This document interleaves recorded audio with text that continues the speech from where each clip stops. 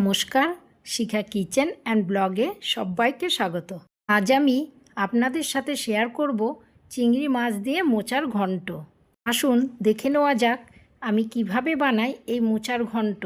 প্রথমে মোচাটাকে ছাড়িয়ে কুচি কুচি করে কেটে নুন জলের মধ্যে ভিজিয়ে রেখেছি। তারপরে মোচাটা কচলে কচলে খুব ভালো করে ধুয়ে প্রেসার কুকারে দিয়ে দিলাম। এবার এর মধ্যে হাফ চামচ নুন, হাফ চামচ হলুদ আর একটু জল দিয়ে দিলাম। এবার নুন আর হলুদ মোচার সঙ্গে খুব ভালো করে মাখিয়ে নেব। মাখিয়ে নেবার পর প্রেসার কুকারের ঢাকা বন্ধ করে মোচাটা দুটো সিটি দিয়ে সেদ্ধ করে নেব। ততক্ষণ এদিকে নুন হলুদ দিয়ে চিংড়ি মাছগুলো সব মাখিয়ে নিলাম। তারপর কড়াইতে সর্ষের তেল দিয়ে চিংড়ি মাছগুলো সব ভাজতে দিলাম।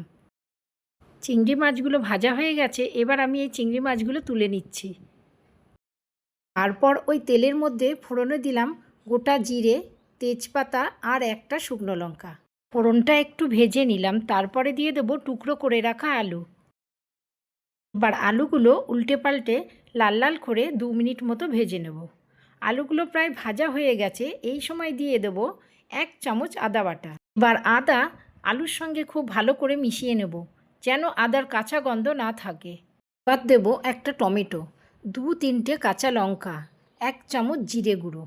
এবার সমস্ত কিছু খুব ভালো করে মিশিয়ে নিতে হবে। এই সময় আঁচটা মিডিয়াম টু লোতে রাখতে হবে। তারপর দেবো হাফ চামচ নুন, হাফ চামচ হলুদ, হাফ চামচ লঙ্কা গুঁড়ো দিয়ে আবারও খুব ভালো করে মিশিয়ে নিতে হবে। এবার দেবো ভেজে রাখা চিংড়ি মাছ।